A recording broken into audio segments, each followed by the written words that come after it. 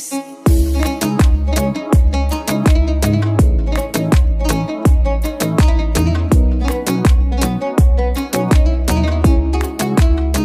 Assalamualaikum warahmatullahi wabarakatuh. Hari ini kita akan menceritakan kisah sahabat Rasulullah sallallahu alaihi wasallam yang bernama Ka'ab bin Malik. Ka'ab bin Malik bertaubat kerana tidak ikut serta dalam perang Tabuk. Dalam perang Tabuk, selain orang-orang yang uzur yang tidak dapat menyertai, juga ada sekitar 80 orang munafik dari kaum Ansar yang tidak ikut dalam perang ini.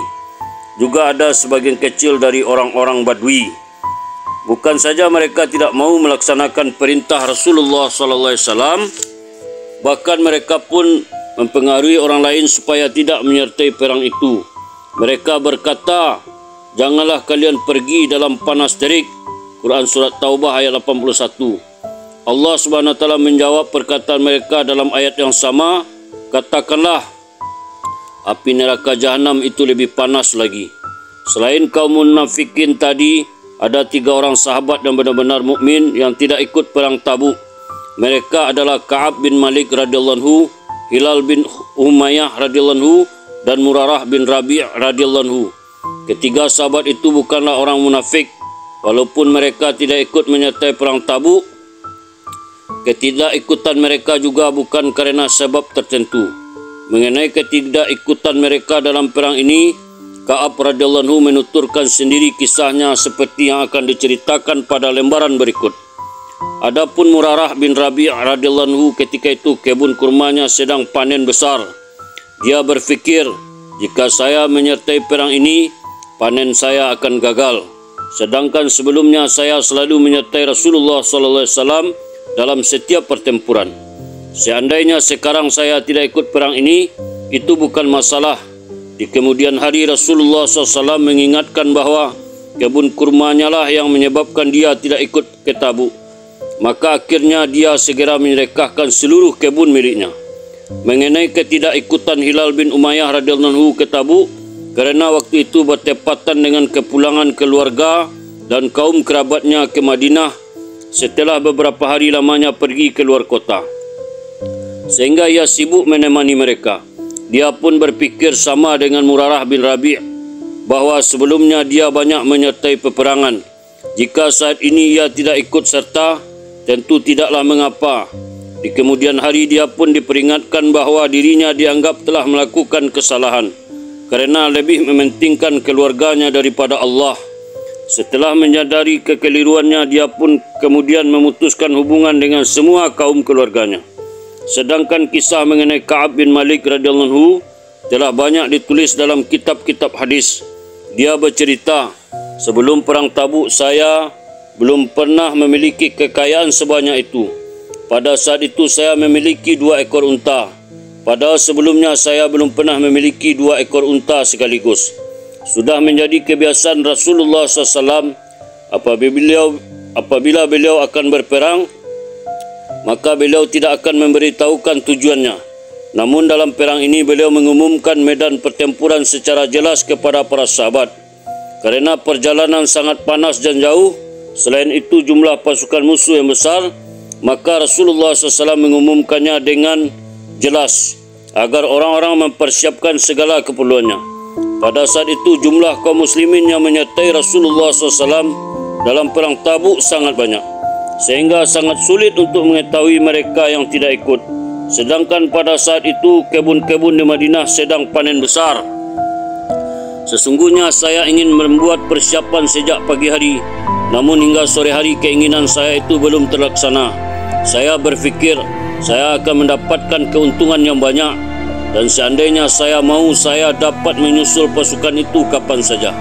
Hingga Nabi SAW berangkat ke medan perang bersama kaum muslimin. Saya belum juga melakukan persiapan. Sekali lagi saya berfikir saya dapat menyusul pasukan muslimin kapan saja. Hal itu terjadi hingga keesokan harinya. Diperkirakan Nabi SAW sudah sampai di tujuan. Kemudian saya melihat yang tertinggal di Madinah Al-Munawwarah hanyalah orang-orang munafik dan orang-orang yang memiliki uzur. Setibanya di Tabuk, Nabi SAW bertanya, "Saya tidak melihat Ka'ab, ada apa dengannya?" Salah seorang sahabat menjawab, "Ya Rasulullah, kebanggaannya kepada harta dan kesenangan hidupnya telah menyebabkan dia tertinggal di belakang."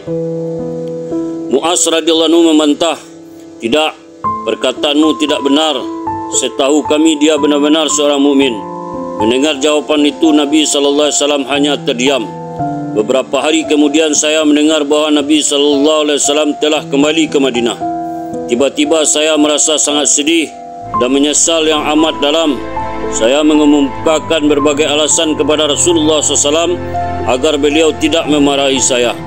Mengenai hal ini saya telah bermusyawarah dengan seluruh keluarga saya. Tetapi akhirnya saya memutuskan lebih baik saya berterus terang kepada Rasulullah SAW. Telah menjadi kebiasaan Nabi SAW yang mulia, setiap kembali dari perjalanan, yang pertama kali beliau lakukan adalah pergi ke masjid, kemudian melakukan salat tahiyatul masjid 2 rakaat. Setelah itu beliau duduk sebentar untuk memberi kesempatan kepada orang-orang yang ingin berjumpa dengan beliau. Ketika itu datang sejumlah orang munafik sambil mengemukakan beberapa alasan sehubungan dengan ketidakikutan mereka ke Tabuk. Secara lahir Rasulullah SAW menerima alasan-alasan dan tipu daya mereka. Namun secara batin beliau menyerahkan urusan mereka kepada Allah. Saya pun datang menghadap Rasulullah SAW dan mengucapkan salam kepada beliau. Beliau tersenyum hambar sambil memalingkan wajahnya yang mulia. Saya berkata, "Wahai Rasulullah, engkau telah berpaling dan saya, demi Allah, saya bukanlah orang munafik dan saya meyakini keimanan saya." Rasulullah SAW bersabda, "Kemarilah, mengapa engkau tidak menyertai perang itu? Bukankah engkau sudah membeli unta untuk kendaraan?" Saya menjawab, "Ya Rasulullah, kalau kepada orang lain sudah tentu saya dapat memberikan berbagai alasan agar ia tidak marah. Karena Allah telah mengaruniakan kepada saya kepandaian berbicara. Tetapi kepada engkau, walaupun saya dapat memberi keterangan dusta yang dapat memuaskan hati engkau, sudah tentu Allah akan murka kepada saya. Sebaliknya, jika saya berkata jujur sehingga engkau marah, saya yakin Allah akan menghilangkan kemarahan engkau. Oleh kerana itu, sekarang saya akan berkata dengan jujur, demi Allah, saya tidak memiliki halangan apapun. Seperti halnya orang lain, saya berada dalam keadaan lapang dan bebas. Bahkan pada saat ini saya memiliki kesempatan yang lebih baik daripada masa-masa sebelumnya." Rasulullah SAW bersabda, "Engkau telah berkata benar. Berdirilah, Allah akan memutuskan segala urusanmu." Kemudian saya meninggalkan Nabi SAW dan pulang ke rumah. Sesampai di tengah kaum keluarga saya, mereka mencaci saya, "Mengapa engkau berkata jujur kepada Rasulullah SAW? Selama ini engkau belum pernah melakukan kesalahan. Jika engkau meminta Rasulullah SAW agar memohonkan ampun untukmu, itu sudah cukup." Saya berkata, banyak orang lain yang berbuat demikian kepada Nabi SAW. Saya mendengar kabar bahawa selain saya, ada 2 orang lain yang telah berbuat sama dengan perbuatan saya kepada Nabi SAW. Mereka adalah Hilal bin Umayyah dan Murarah bin Rabi'. Saya melihat 2 orang sahabat saya yang sama-sama telah menyertai perang Badar itu juga mendapat perlakuan yang sama dari Nabi SAW. Bahawa Rasulullah SAW telah melarang kami untuk berbicara dengan siapapun. Tidak ada seorang pun yang berani bergaul dan berbicara dengan kami, bahkan memisahkan diri dari kami. Kami merasa bahawa dunia ini telah menjadi sempit. Saya khawatir jika saya meninggal dunia, Rasulullah SAW tidak akan menyalatkan jenazah saya. Yang lebih saya khawatirkan, apabila Rasulullah SAW wafat ketika saya sedang dikucilkan, maka selama-lamanya saya akan dikucilkan. Tidak akan ada yang mau menyalatkan jenazah saya. Semoga hal ini tidak terjadi. Selama 50 hari saya dikucilkan, 2 orang sahabat saya itu tidak berani keluar rumah, sedangkan saya masih memberanikan diri berjalan-jalan di pasar dan solat berjamaah. Tetapi tidak ada yang mau berbicara dengan saya. Saya masih sering menghadiri majlis Rasulullah SAW dan memberikan salam serta mengharapkan keringanan dari beliau. Seringkali selepas menunaikan solat fardu, saya menunaikan solat sunat berdekatan dengan Nabi SAW, kerana ingin mengetahui apakah beliau akan memandang saya atau tidak. Ternyata beliau memandang saya ketika saya sedang solat. Namun ketika saya memandang wajahnya yang mulia, beliau memalingkan wajah. Seluruh kaum muslimin tidak mau berbicara dengan saya.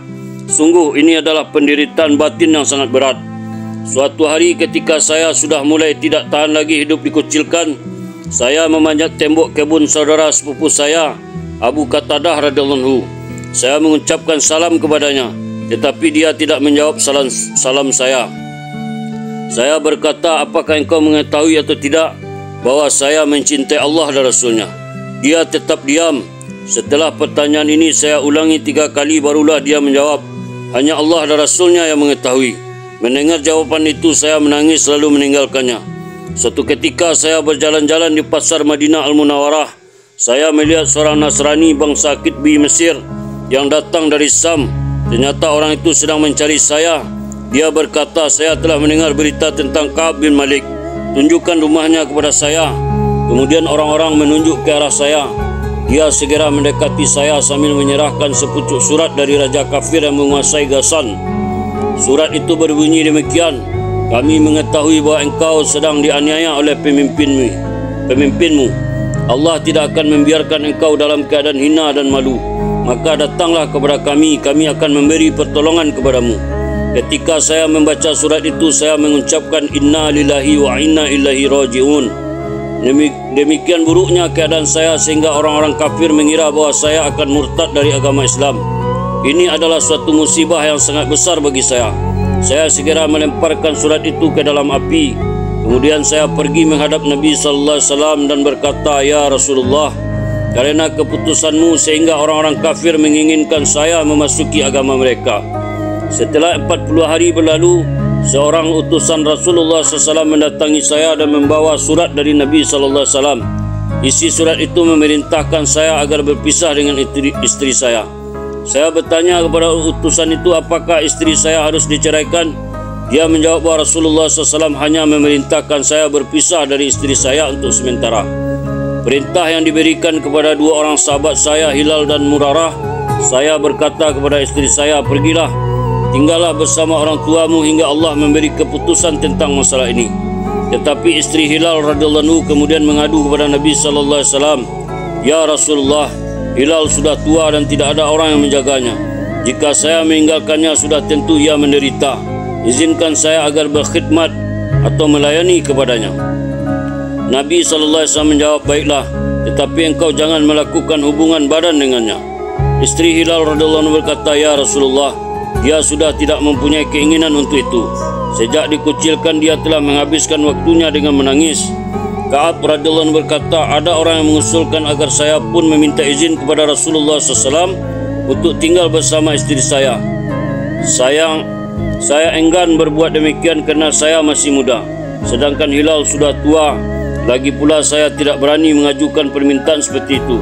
Hingga kini pengucilan kami sudah berjalan 50 hari. Pada hari yang ke-50, setelah solat subuh, saya duduk di teras rumah saya dengan penuh kesedihan. Tiba-tiba saya mendengar suara orang berteriak dari arah bukit. Dia berkata, hai Ka'ab, ada berita gembira untukmu. Begitu mendengar berita itu, saya bersujud dengan gembira sambil mengucapkan syukur kepada Allah. Saya tahu bahawa saya telah memperoleh ampunan dari Allah dan kesempitan ini segera berakhir. Sebenarnya Nabi sallallahu alaihi wasallam telah mengumumkan ampunan Allah kepada kami bertiga setelah solat subuh tadi. Orang-orang yang menyampaikan berita dari bukit itulah yang pertama kali sampai kepada saya. Kemudian datang lagi seorang penunggang kuda membawa berita yang sama. Karena sangat gembira, saya menghadiahkan pakaian yang saya pakai kepada pembawa berita itu. Sungguh saya tidak mempunyai pakaian yang lain selain pakaian yang kupakai saat itu. Kemudian saya meminjam pakaian untuk menghadap Rasulullah SAW. Kabar gembira itu disampaikan juga kepada 2 orang sahabat saya. Ketika saya sampai di masjid, beberapa orang sedang berbincang-bincang dengan Nabi SAW. Kemudian Nabi SAW memegang tangan saya dan mengucapkan selamat. Orang yang pertama kali mengucapkan selamat setelah Nabi SAW adalah Abu Talhah radhiyallahu anhu. Kemudian saya pun menyampaikan salam kepada Nabi SAW. Wajahnya berseri-seri dengan cahaya kegembiraan. Saya berkata kepada beliau, ya Rasulullah, saya berniat untuk menyedekahkan semua harta saya sebagai tanda syukur kepada Allah yang telah menerima taubat saya. Nabi SAW bersabda, jangan habiskan semua hartamu. tinggalkan sedikit untuk kepentingan dirimu. Saya segera menyedekahkan harta saya kecuali sedikit harta ganimah yang diperoleh dalam peperangan Khaybar. Hikmah dari kisah ini dapat diambil kesimpulan bahawa para sahabat radhiyallahu anhu begitu taat dan takwa kepada Allah Subhanahu wa taala. Walaupun sebelumnya mereka telah mengikuti berbagai peperangan menyertai Rasulullah SAW, mereka merasa sangat menderita kerana tidak menyertai satu peperangan saja. Kendati pun mereka menerima hukuman yang amat berat, namun mereka tetap menjalaninya dengan sabar dan penuh ketaatan. Harta kekayaan yang membuat mereka lalai telah disedekahkan di jalan Allah. Walaupun kerana peristiwa itu orang-orang kafir menginginkan mereka menjadi murtad dari agama Islam, namun mereka tetap teguh dengan keimanan mereka. Diamnya Allah dan Rasulnya atas perbuatan mereka telah membuat mereka sadar bahawa begitu lemahnya keimanan mereka, sehingga orang-orang kafir menginginkan mereka menjadi murtad. Bagaimana dengan keadaan kita saat ini? Walaupun kita telah memahami firman-firman Allah dan sabda-sabda Rasulullah SAW, namun perintah Allah yang paling besar iaitu salat, yang tidak ada lagi perkara paling besar daripada setelah iman, sering kita tinggalkan. Berapa banyakkah perintah Allah yang telah kita laksanakan? Kita juga perlu mempertanyakan tentang ibadah haji, zakat, puasa dan sebagainya yang memerlukan pengorbanan harta. Itulah kisah tentang para sahabat. Semoga menjadi pelajaran bagi kita. Kita tutup dengan doa subhanallah bihamdi, subhanallah bihamdika, asyhadu an la ilaha illa anta astaghfiruka wa atubu ilaik. Assalamualaikum warahmatullahi wabarakatuh.